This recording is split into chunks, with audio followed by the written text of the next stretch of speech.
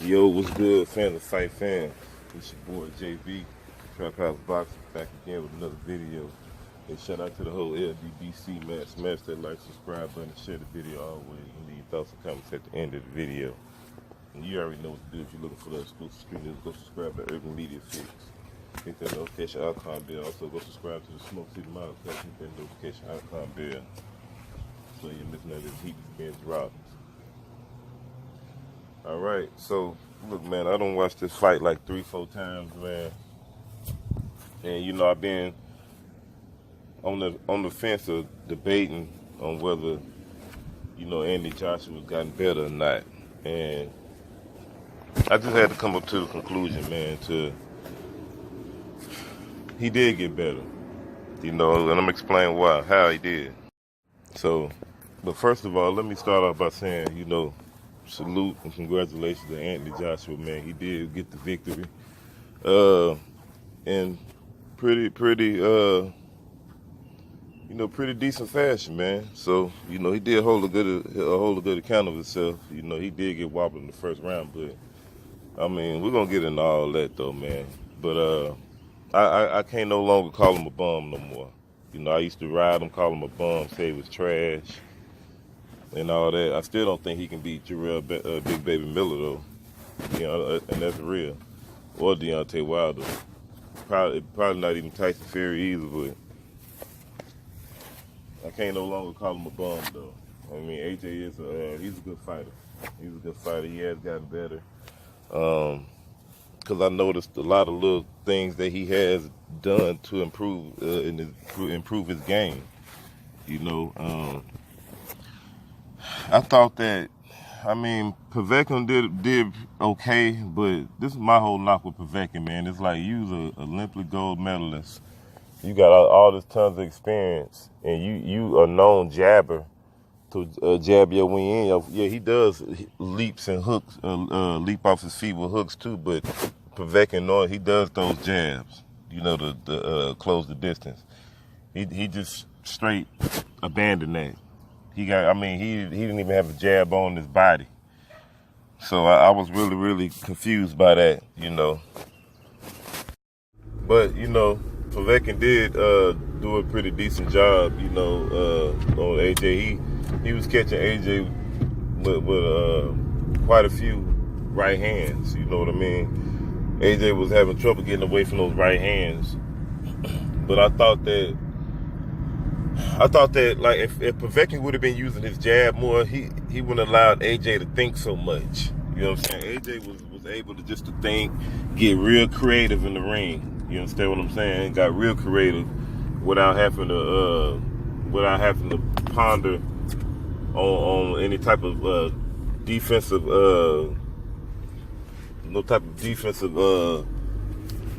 thought. You know what I mean? I mean he was, but it was like, you know, he got his opportunity to kind of like pot shot Povetkin, you know, to a certain degree.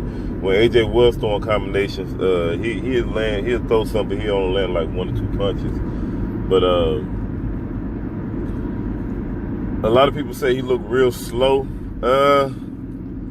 I thought his speed looked kind of deceptive, man. To me, I thought it was pretty decent. I don't want to say it was slow, because when he was letting his hands go, that shit looked like see, a lot of that stuff that looks slow, it don't be slow when you standing across from it. You understand what I'm saying? Those shots was pretty sharp and crisp. I seen them. You know what I mean? But I thought he did a real good job of controlling the distance for the most part of the fight. You know, when Povetkin would get in, sometimes AJ would clinch him, you know, and stop his momentum and reset. But, you know, AJ did a good job of mixing up the jab. He's trying to use his legs a little more, you know, but his head movement still ain't on point at all. I mean, he's been doing like a lot of what he was doing instead of pulling back. I noticed, I got to give him credit for that. He hasn't been pulling back as much in this fight, because AJ would normally pull back, you know, and get caught with some shit. But he hasn't really pulled back. He'll just kind of like block and pivot out. So, like kind of roll, block and pivot and roll. The punch, won't have that much steam on it. So I did notice that he was working his angles in the pocket a whole lot more fluent. A whole lot more fluent. Did a good job of keeping the fight in the center of the ring. But like I said, that defense is still a little leaky. I just think that if somebody just can keep AJ confused, defensive wise, he'll have he'll have a rough fight. You understand what I'm saying? Somebody that's gonna keep him reluctant to get creative. He'll have an extremely tough fight. But the thing is, if he was to fight Wilder, though, Wilder ain't gonna jump on AJ. That's the thing. Like, that'd be I could see both of those guys do a lot of thinking in the early rounds. Do a lot of thinking. See who get caught slipping first. I could see that. But then on the other note, I don't know. But Wilder got to take care of business with Fury. But Povetkin, to me, I just thought he could have did a little more. Maybe he couldn't. Maybe he couldn't. I just thought that in spots, I thought when he was in the inside, he could have did a little more. And like I said, he abandoned that jab. I think if he'd have used his jab more, that would have made a totally different fight. It would have changed the whole dynamic of the fight. What else happened in this fight? But I thought he did a decent job of not being so unpredictable all the time. He was changing his patterns around. He wasn't circling around in the same old motion, like circling to the left the whole fight or going, He was changing his pattern around. He was getting creative, but Povetkin was allowing him to.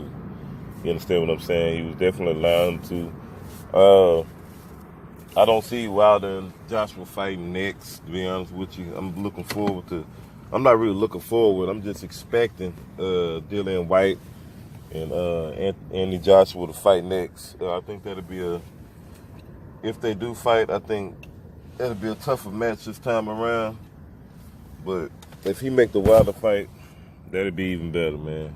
That'll be even better. I hope that's what it is, that Wilder take care. Because I believe Wilder's going to knock out Tyson Fury. I don't think it's going to last that long at all. As soon as he just figures him out, Tyson Fury is going to sleep. And, then Anthony Joshua, he shouldn't have nowhere to run, no excuses, nothing like that. Nothing at all.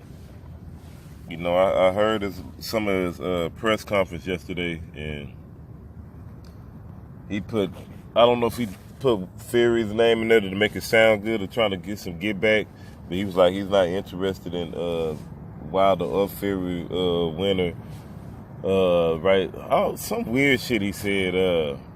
They're not gonna wait, but they're gonna wait to see and all this other crap. Like, man, look, man, this all boils back to what I've been saying. This is part of that 6 fight plan deal. Just say you already got another fight lined up with Dillian White. You know what I mean? That's the next logical fight for you. You ain't fighting Ortiz. You ain't fighting Big Baby Miller. You ain't fighting Dominic Brazil. So, I mean, just be straight up here. Quit trying to take the fans for a ride. You already know damn well what you're going to do. But I'm not going to be going back and forth on this round with the Wilder and Joshua thing, because that damn near took me out the game the first time. And I don't have the energy and all that to be arguing, going back and forth, getting all worked up. And I ain't going to do that. I ain't doing that no more with no more fighters, period. Real talk. But like I said, though, man, it was a decent fight. Povetkin didn't come to lay down. He didn't. He got hit with some good shots that put him out. I thought the ref did a good job this time. They let. I guess they was trying to prove a point. They let these guys work on the inside. They didn't intervene. I just believe that all these people be listening to what everybody will be saying on this YouTube, man, because we complain about a lot of shit, but then when we see the results in the next fight or so about what we complaining about, all that shit changes. It changes every time. So it's not a coincidence that it happens that way. But yeah, man. But like I said, we already know pretty much what's next for Anthony Joshua, man. We know he's fighting Dillian White. Salute to Anthony Joshua. He did a good job. You know, I got to give him his credit when credit is due. And that's pretty much it, though, man. You know, we'll see how this Wilder and Fury outcome turn out, and we just go from there. You know what I'm saying? Hopefully Wilder get this win. I see the fans are still doing Eddie Hearn. You know, so people want to see Wilder and Joshua, man. That's the bottom line of this whole ordeal. People want to see Wilder and Joshua. But shit, you know, like I said, Wilder get past Fury, there's no more excuses at all. None at all to be made. It has to happen.